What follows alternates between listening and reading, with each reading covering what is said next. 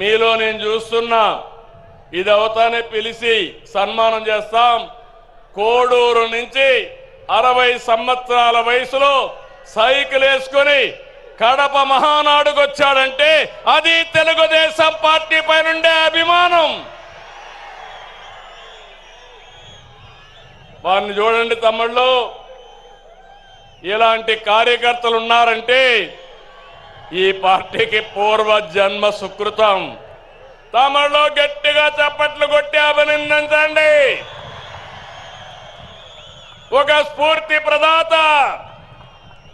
Party అంటే ఇట్లుండాలి. మనం అందరూ ఈ మారిగా ఉంటే ఇంకా వైఎస్ఆర్ కాంగ్రెస్ పార్టీకి అడ్రస్సే ఉండదు. అవునా కాదా? ఉంటామని చెప్పండి.